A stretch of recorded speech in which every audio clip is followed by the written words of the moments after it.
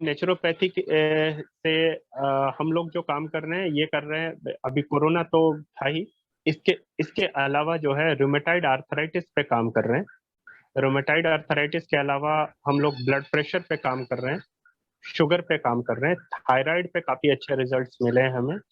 जी। तो आपके चैनल पे इसलिए बता रहा हूँ क्योंकि ये अभी तक कहीं भी सामने बात आई नहीं है। It has nothing to do with anything else than immunogenicity inside the body.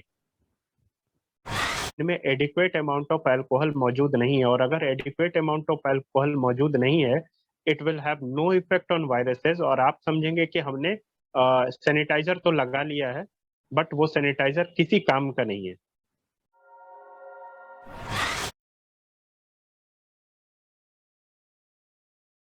नमस्कार।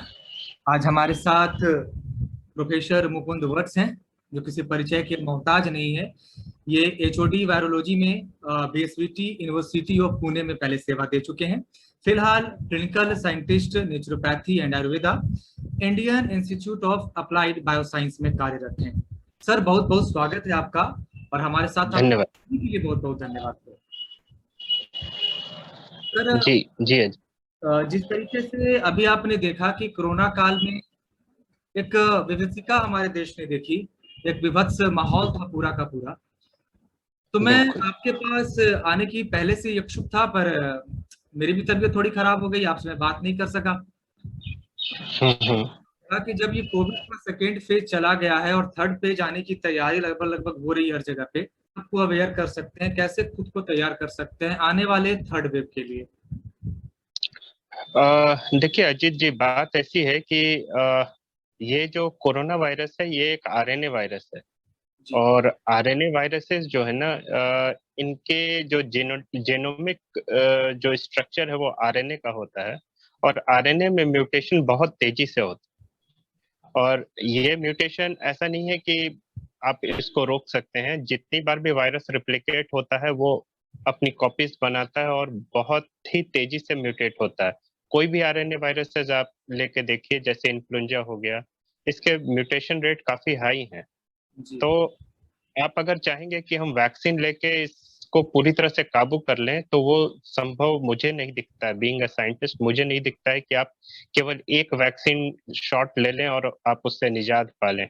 अभी आप देख रहे हैं वर्ल्ड में फिर से एक इसका दूसरा स्ट्रेन अभी ऑलरेडी आ चुका है, डेल्टा वायरस का, जिसके ऑलरेडी वैक्सीनेटेड कंट्रीज जो है उसको फेस कर रहे हैं। जी। तो इसमें जरूरी ये है कि हम अपने आप को इम्यूनोलॉजिकली साउंड करें, और जो परहेज हम कर सकते हैं वो करें अपने साइड से, ताकि केवल ये कोरोना ही नहीं, दूसरे वायरसेस से भी हम बच पाएंगे। इसमें अभी जिस तरीके से हम सोशल डिस्टेंसिंग मेंटेन कर रहे हैं, इसको इसको कैरी फॉरवर्ड करना चाहिए हमें, और इसको अपने लाइफस्टाइल का एक हिस्सा बनाना चाहिए। ज्यादा गैदरिंग हम न करें, ज्यादा नजदीक गैदरिंग न करें। मास्क और आदि जो भी ये जो हम लोग प्रिकॉशंस ले रहे हैं, जी। इसको लेते रहें। इसके साथ साथ देखिए, as of now I am working for Ayurveda. Ayurveda में हमारे बहुत सारे इसके लिए प्रावधान बताए गए हैं। आयुर्वेद जो है वो पूरी तरह से बॉडी पर ही काम करता है। There is no concept of pathogen in Ayurveda. तो अगर कोई आपको ये कहता है कि आप ये दवा खा लें और आप वायरसेस से बच जाएंगे, तो ये मुमकिन नहीं है। रैदर आयुर्वेद में आपकी बॉडी को इस तरीके से ट्यून किया जाता है कि वायरस अगर आपके शरीर में आ भी गया, तो आपका बॉडी जो है उससे हार्म नहीं होगा। तो हमारे यहाँ जो विधान बताए गए हैं उसके हिसाब से आपको दिनचर्या, भोजन पद्धति और उसके अनुरूप आपको आचरण रखना पड़ेगा, जिससे कि आप इन वायरसेस से बच सकते हैं। यहाँ मेरे साथ एक पॉजिटिव पॉइंट ये बनता है कि मैं जहाँ एक तरफ वायरोलॉजिस्ट हूँ, वहाँ अब मैं आयुर्वेद के बारे में भी नॉलेज रखता हूँ, जिसके कारण मैं आपको दोनों में बैलेंस बताते हुए ये बात बता रहा हूँ कि आप वायरसेस से ऐसे नहीं जीत सकते हैं। आपको एक मिक्स्ड थॉट रखना पड़ेगा। जहां आप अभी अभी जैसे हाल फिलहाल आयुर्वेद एलोपैथी ये वाली जो बात चल रही थी, ये ऐसा करने से आप फिर दूसरे तरफ चले जाएंगे। ऐसा नहीं कर सकते हैं। आपको जिस हिसाब से भी हो अपने आप की रक्षा करना है, ये सोच के आपको आगे बढ़ना होगा। और ऐसे में आपको मैं बता रहा हूँ कि सोशल डिस्टेंस मेंटेन करने के साथ साथ आप अपने भोजन में जो है ऋतु के हिसाब से, जैसे जैसे हमारे जो ऋतु है वो बदलता है, उसके हिसाब से अपने भोजन जो है उसमें परिवर्तन लाते रहना चाहिए। जो अनिष्टकारक भोजन है उन सब से दूर रहना चाहिए। जैसे अभी लोग फास्ट फूड वगैरह बहुत ज्यादा खाते हैं, उन सब से बचना चाहिए, सुपाच्य भोजन करना चाहिए। और ऐसे करते हुए हम इन वायरसेस से भी लड़ सकते हैं, क्योंकि हम जो आयुर्वेद है वो कहता है जो हम भोजन करते हैं उसी से हमारा शरीर बनता है। जी। और जब हम अच्छा भोजन करेंगे तो ही वो पचेगा और हमारे शरीर को लगेगा। अदरवाइज भोजन हम लोग कर तो लेते हैं, केवल जिह्वा शांत होती है, मतलब केवल टेस्ट आता है उससे, जी। लेकिन हमारे शरीर में वो अच्छे से पच नहीं पाता। और जब पचता नहीं है तो बोला तो इट्स अ लॉस। तो अगर हम अच्छा भोजन, सुपाच्य भोजन करेंगे तो हमारा शरीर जो है वो मजबूत होगा और हम ज्यादा उससे गेन कर पाएंगे। तो जब कभी भी, केवल कोरोना ही नहीं, जब भी हमारा शरीर जो है वो पीड़ित होगा तो हमें सुपाच्य भोजन करना चाहिए, ताकि हमारा बॉडी जो है वो स्ट्रांग बने। और अब आती है बात इम्यूनोलॉजिकली स्ट्रांग करने के लिए। तो इम्यूनोलॉजिकली स्ट्रांग करने के लिए हमारे आसपास बहुत सारे हर्ब्स हैं जिसको हम लोग यूज कर सकते हैं। जी। जैसे जिसमें एक सबसे साधारण जो है वो गिलोय है, जो कि घर के आसपास बहुतायत मिलता है। गिलोय जो है आ, वो तिक्त है और कषाय है।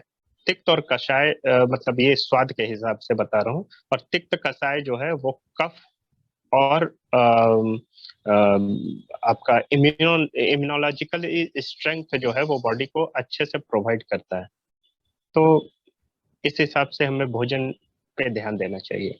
आप सर ये वायरोलॉजी के भी जानकार हैं, साथ ही साथ आप आयुर्वेदा का काम कर रहे हैं, तो जो सूचनाएं जी हमारे दर्शकों को आपके थ्रू मिलेगी बिल्कुल सटीक और सही मिलेंगी। तो ये काम अभी जो मैं सुन रहा हूँ कि जो म्यूटेंट हो रहे हैं, जो स्ट्रिंग्स आ रहे हैं नए नए, इसके बारे में कुछ जी। जानकारी दीजिए कि ये क्या है।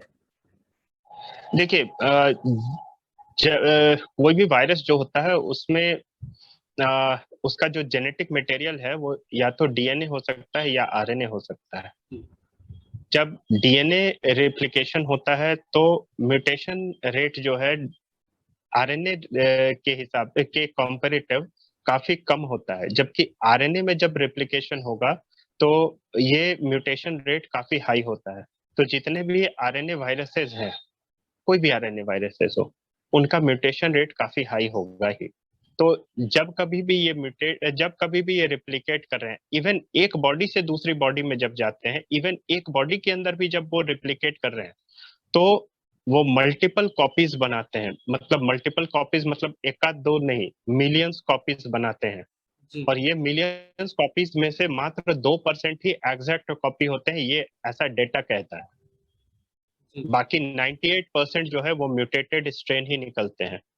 अब ये जो म्यूटेशन की बात हम जो बाहर कर रहे हैं, ये जब म्यूटेशन एक खास थ्रेशोल्ड वैल्यू से अगर ज्यादा हो जाता है जी। तो हम कहते हैं कि नया स्ट्रेन निकल गया। अदरवाइज अगर केवल म्यूटेशन की बात करें तो हमारे शरीर के अंदर ही इतने सारे म्यूटेंट भरे पड़े होते हैं, थोड़ा थोड़ा थोड़ा इधर थोड़ा उधर, ऐसे बहुत सारे स्ट्रेन हमारे शरीर में ही मौजूद होते हैं।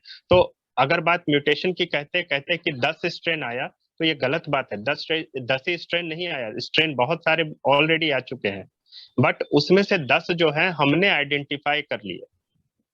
अच्छा, ये तो जो ये जी जी ये स्टेट वाइज जो देख रहा हूँ, क्या स्टेट वाइज भी अलग अलग वेरिएंट्स आ रहे हैं, तो इनका स्टेट हम्म। कनेक्शन कुछ मेरे को समझ में नहीं आता, ये क्या चीजें हैं? नहीं नहीं नहीं नहीं नहीं नहीं, स्टेट कनेक्शन नहीं है। उस स्टेट में वो आइडेंटिफाई कर लिए गए। जी। उस उस स्टेट में वो आइडेंटिफाई कर लिए गए। संयोग से एक ऐसा पेशेंट मिला जिसमें सिम्टम्स कुछ ज्यादा खतरनाक मिल गए, और उससे जब वायरस को आइसोलेट किया गया, then we identified that virus.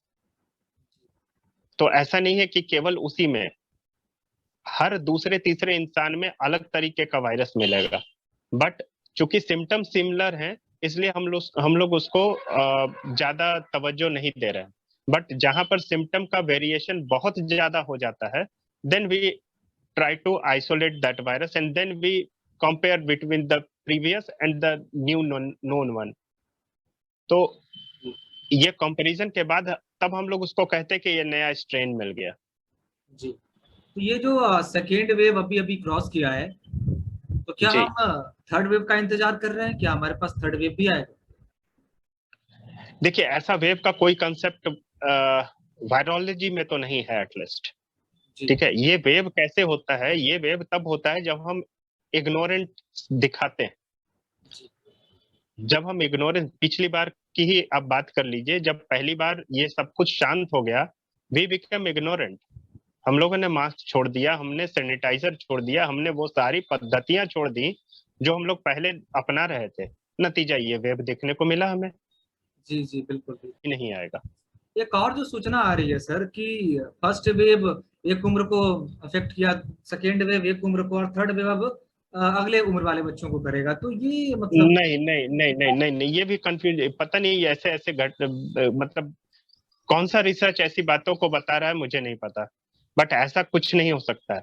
ये वायरस जो है वो उसके रिसेप्टर में अगर म्यूटेशन होता है, then only it goes beyond its limitation. तो अगर और ये म्यूटेशन कहीं भी हो सकता है, नो वन नोज इट। तो ऐसा नहीं है कि आज इसको ये किया, कल कोई स्ट्रेटजी प्लानर बैठा है क्या वायरसेस के अंदर?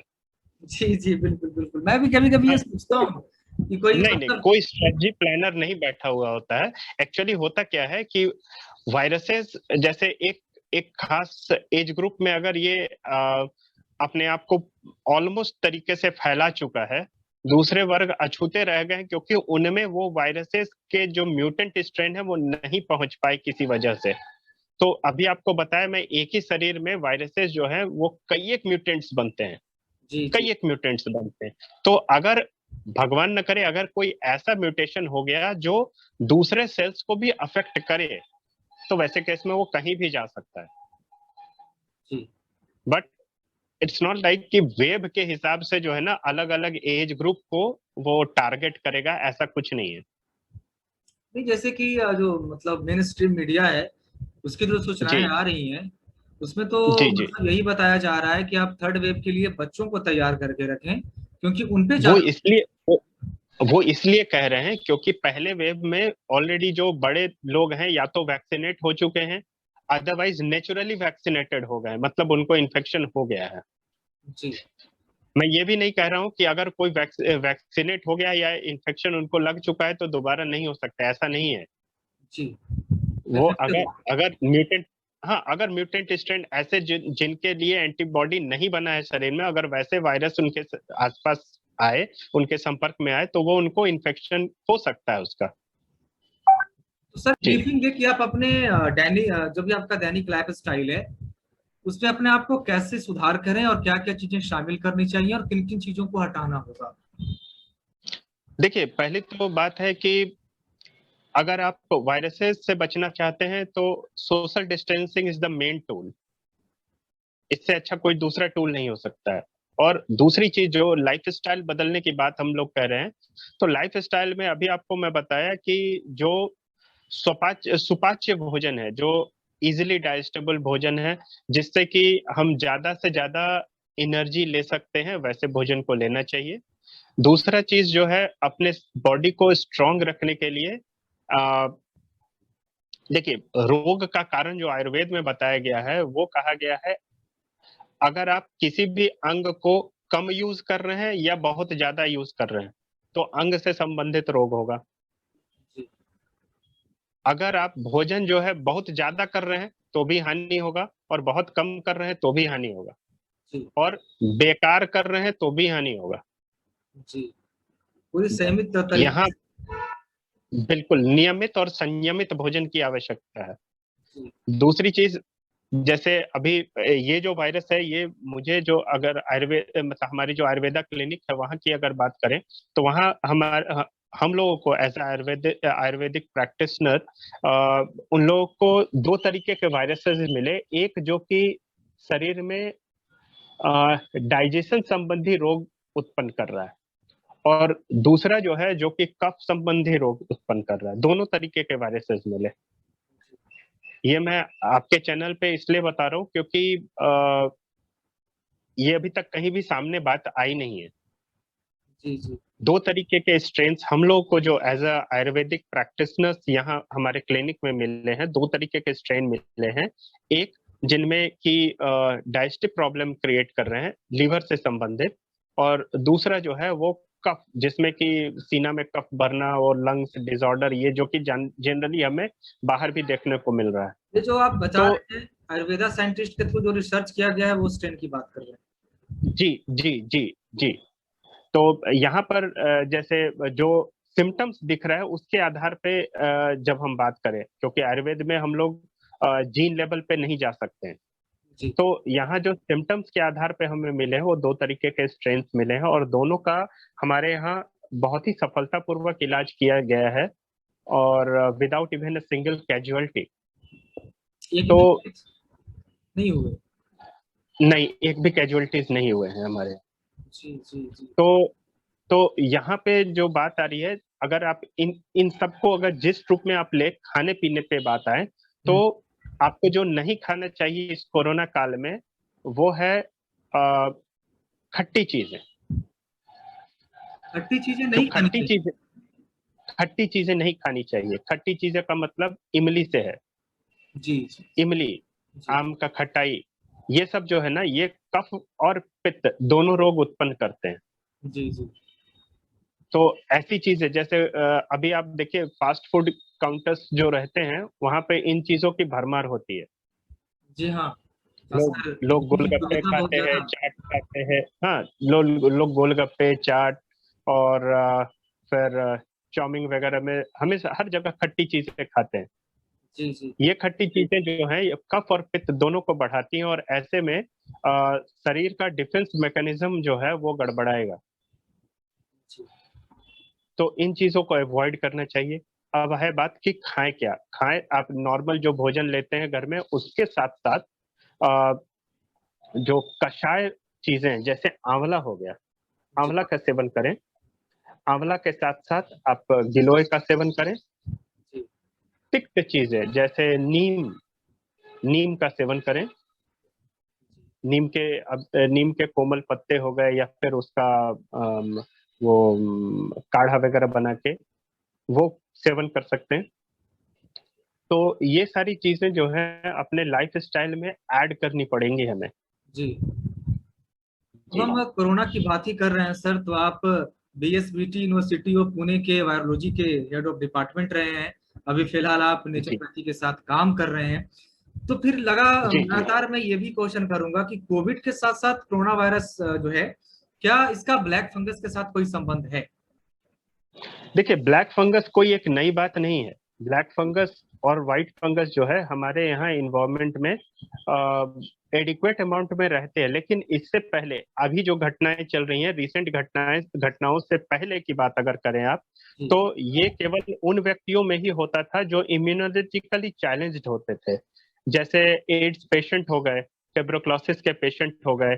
इनमें ये ब्लैक फंगस और व्हाइट फंगस की बीमारियां जो हैं वो कंपैरेटिवली कॉमन थी बाकी जगह के हिसाब से। जी आ, मुझे ऐसा लगता है कि इसका एक कारण जो है, जो सबसे, क्योंकि ये जो जो फंगस है इसके स्पोर्स इन्वायरमेंट में मौजूद रहते हैं। हम और आप भी हमेशा ब्रीथ जब करते हैं तो ये फंगस को अपने शरीर के अंदर लेके जा रहे हैं ऑलरेडी, इसके स्पोर्स को। जी बट हमारा शरीर इम्यूनोलॉजिकली कॉम्पिटेंट है, और ये उन स्पोर्स के ग्रोथ को अंदर नहीं होने दे रहा है। तो जब कभी भी अगर मान लीजिए, या फिर जैसे इम्यूनो सप्रेसेंट पेशेंट होते हैं जिनमें ऑर्गन ट्रांसप्लांट होता है, जी उनमें ऑर्गन रिजेक्ट नहीं हो इसके लिए स्पेशली जो इम्यून सिस्टम है उसको सप्रेस किया जाता है। ऐसे लोगों में भी ये ब्लैक फंगस, व्हाइट फंगस की परेशानियां जो हैं वो काफी देखने को मिलती है। तो मुझे ऐसा लगता है कि अभी ये ट्रीटमेंट के दौरान जो है वायरसेस के एडवर्स इफेक्ट को रोकने के लिए, मतलब शरीर जो है वो बहुत ज्यादा एग्रेसिव रूप से जब कफ बनाने लगता है, तो उस चीज को रोकने के लिए एलोपैथी में हम लोग इम्यूनो सप्रेसेंट देते हैं। तो वो इम्यूनो सप्रेसेंट का अभी इस कोरोना फेज में दुरुपयोग बहुत ही ज्यादा हुआ है।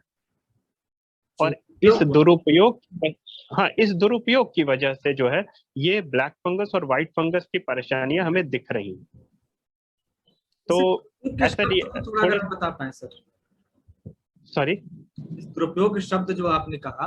अच्छा, दुरुपयोग का संबंध ये है कि जैसे अगर कोई पेशेंट जो है जो रिकवर कर रहा है, अगर उसको जरूरत नहीं, अभी क्या हुआ है, ये एक गाइडलाइन की तरह चला दी गई कि आपको ये दवाइयां देनी ही है जी। तो रादर मेरे विचार से, बीइंग अ साइंटिस्ट, मेरे हिसाब से डॉक्टर्स को उनके खुद के चयन के ऊपर छोड़ना चाहिए था कि डॉक्टर जो है पेशेंट को देखने के बाद ये डिसाइड करे कि उन पेशेंट को किस किस दवा की जरूरत है। जी जी, यानी किसी व्यक्ति को अगर स्टेरॉइड की जरूरत भी नहीं है तो उन्हें भी डाल दिया गया, तो उन्हें भी दिया गया है, जिन्हें जिन्हें लाने के भी सिट्रिजिन दिया गया। जी। तो ऐसे केस में और खासकर हॉस्पिटल इन्वायरमेंट जहाँ की इन्फेक्शस जो डिजीज के स्पोर्स और जगह जगह, मतलब इन्फेक्टेड पेशेंट बहुत तरीके से लोग पहुंचते रहते हैं, ऐसे इन्वायरमेंट में आप इम्यूनोलॉजिकली वीक करके पेशेंट को अगर आप रखते हैं तो it's a risky affair. It's a risky affair. तो मेरा खुद का जो मानना है उसके हिसाब से ये जो इम्यूनो सप्रेसेंट जो ड्रग्स हैं इनके दुरुपयोग की वजह से ये प्रॉब्लम अभी सामने दिख रहे हैं। और हाँ, और जो लोग इन इन सारी दवाइयों को नहीं लिए हैं, they should not be in fair of this black fungus और व्हाइट फंगस और व्हाटसोएवर। इम्यूनोसप्रेसेंट दवा जो है उसकी वजह से उन लोगों में ही, अभी तक मुझे जितने भी पेशेंट्स के बारे में पता चला है, उनमें 100% विदाउट अ सिंगल एक्सेप्शन, अभी तक मुझे जो भी दिखा है वो उन पेशेंट्स में ही दिखा है, ये ब्लैक फंगस और व्हाइट फंगस, जिनको इम्यूनोसप्रेसेंट दवाओं का डोज दिया गया है। तो it makes it very much clear about कि उन दवाओं के दुरुपयोग की वजह से ये ऐसा देखने को मिला है। वैक्सीन को लेकर भी कुछ भ्रांतियां फैल रही हैं कि अगर आप ये वैक्सीन लेते हैं तो आप फिर इनफर्टाइल हो जाते हैं या कुछ भी ऐसा, तो ये कहाँ तक सही है? नहीं नहीं नहीं नहीं नहीं, बिल्कुल गलत बात है।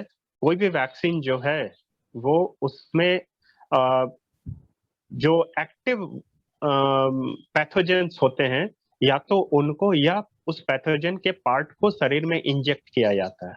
It has nothing to do anything else than this.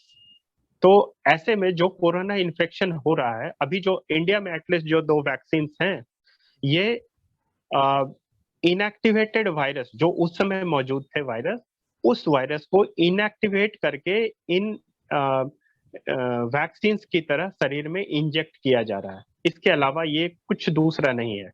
It has nothing to do with anything else than immunogenicity inside the body. अब वो इम्यूनोजेनिस जी जी, और ये इम्यूनोजेनिस जी बताएं ये इम्यूनोजेनिसिटी जो है ये हर इंडिविजुअल पे अलग अलग होता है। तो ऐसा जो सक्षम है एटलीस्ट उनको ये करने चाहिए कि ये वैक्सीन के सेकंड डोज के करीब 15-20 दिन के बाद अपनी एंटीबॉडी जरूर से चेक कर लेनी चाहिए कि उनके शरीर में एंटीबॉडी जनरेशन हुआ है या नहीं। क्योंकि कोई जरूरी नहीं है कि आपने वैक्सीन लिया और आपके शरीर में एंटीबॉडी डेवलप हुआ ही है। क्योंकि हर एक बॉडी में जो है उनके अंदर इम्यूनोजेनिसिटी अलग अलग होता है, इम्यूनोजेनिक पावर अलग अलग होते हैं। तो अभी जैसे थोड़े दिन पहले मुझे एक जगह पढ़ने को मिला कि कई एक इंडिविजुअल ऐसे हैं जिन्होंने सेरोलॉजिकल जब रिपोर्ट आई उनकी, तो पता चला कि कोरोना वायरस के टीका लेने के बावजूद उनमें एंटीबॉडी डेवलप ही नहीं हुआ है। ऐसे भी तो ऐसा ये कोई, हाँ ऐसे केस आए हैं, बट ये कोई नई बात नहीं है, ऐसा होता ही है जी। आप वैक्सीन लेते हैं, डजंट इंश्योर कि आपके बॉडी में एंटीबॉडी डेवलप हुआ है। You need to check it out. And second thing sir कि कोवैक्सीन और कोविशील्ड, यहाँ पर भी लोग कंपैरिजन कर रहे हैं कि नहीं कोविशील्ड बेहतर है, तो कोई कह रहा है कोवैक्सीन बेहतर है, कोई कह रहा है कि हम फाइजर का इंतजार कर लेते हैं, किसी को स्पुतनिक चाहिए। तो इसमें थोड़ा सा अपने दर्शकों को प्रकाश डालें कि ये क्या मतलब बात है पूरी। देखिए, इंडियन जो दोनों वैक्सीन हैं, जो भी दो वैक्सीन जो इंडिया में बनी है, उसमें जो कोविशील्ड है उसके स्ट्रेन बाहर से मंगाए गए हैं, और कोवैक्सीन जो है वो इंडियन स्ट्रेन पे बनाया गया है। जी। लेकिन दोनों का बनाने का तरीका एक ही है, और शुरुआती दिनों में जो फर्स्ट फेज जो आया था उसमें जो वायरसेस सर्कुलेट हुए थे, जी। वेरिएशन तो था, तो उसी समय के स्ट्रेन से ये दोनों के दोनों वायरसेस, दोनों के दोनों वैक्सीन बनाए गए हैं।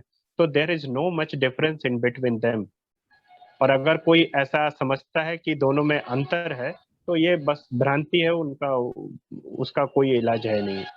टीका तो पूरी देयर तरीके इज से नो सुरक्षित मच, है, और जो भी आपको मिले उपलब्ध हो ले लें।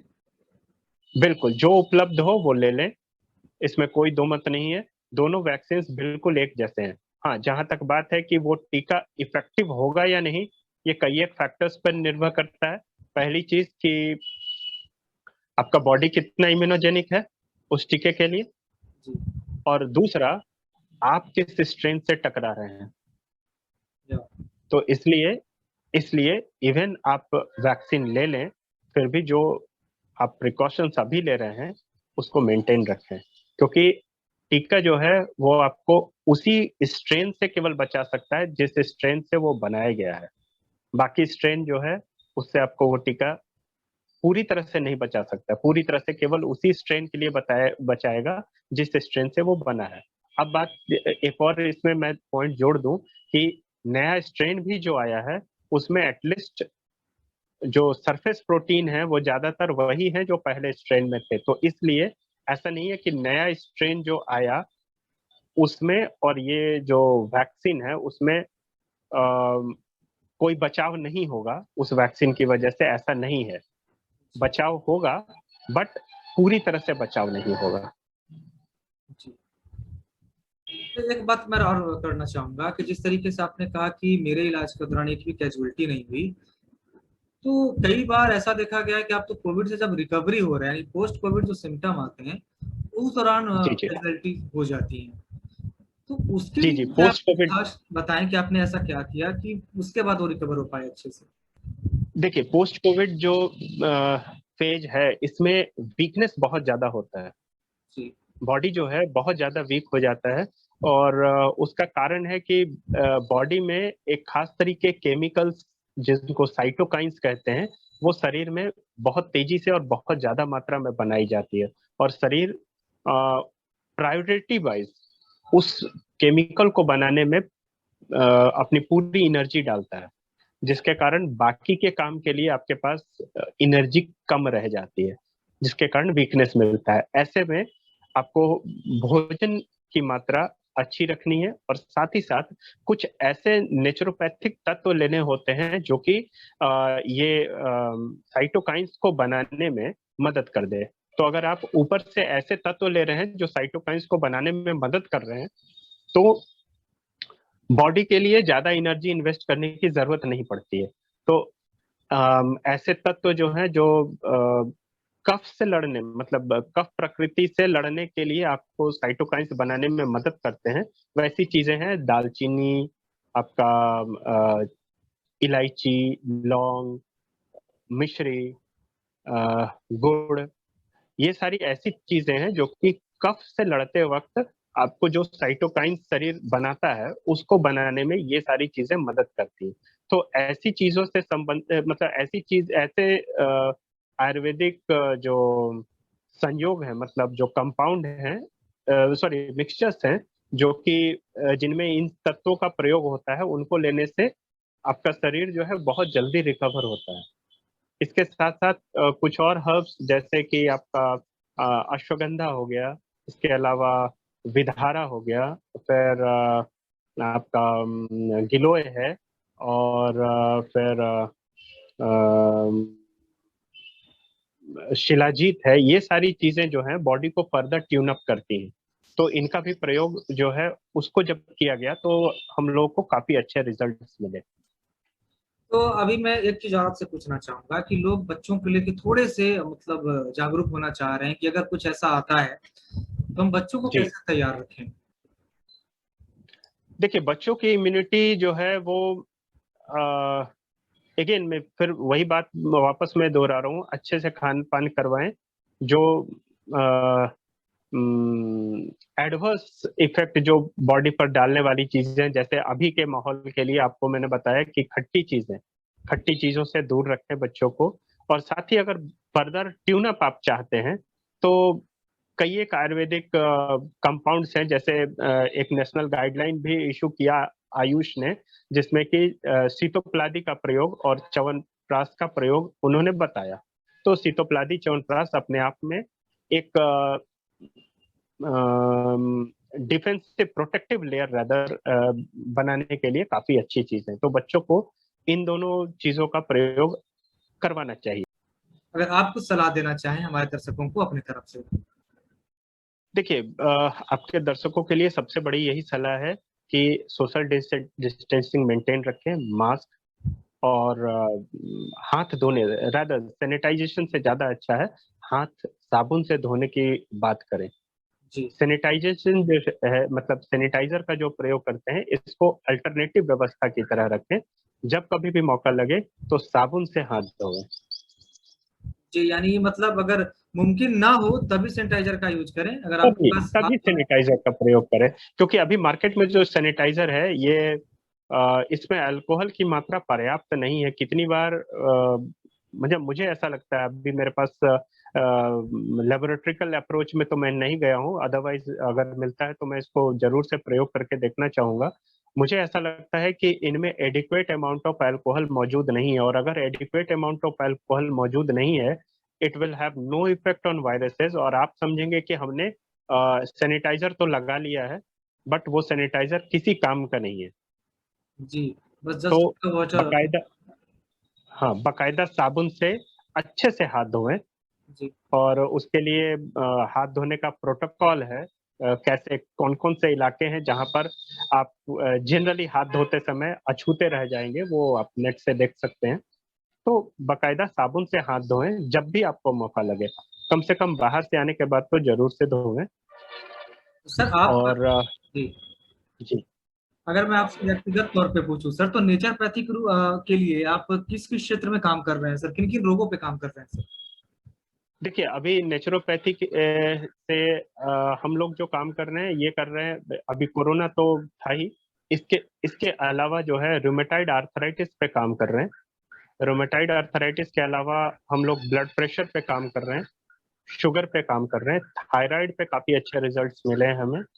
जी, तो इन सारे रोगों पर तो काम कर ही रहे हैं अभी हम लोग। अगर कोई दर्शक आपसे परामर्श लेना चाहे तो उनके लिए क्या उपयुक्त होगा। वो हमारे फेसबुक के Indian institute of applied bio sciences पे आके हमसे बिल्कुल कांटेक्ट कर सकते हैं। जी, मैं आपका जी लिंक अपने डिस्क्रिप्शन बॉक्स में डाल दूंगा। और आपने अपना जी, कीमती समय सिल्वर लाइनिंग को दिया, इसके लिए आपका बहुत बहुत धन्यवाद सर। बहुत बहुत शुभकामनाएं।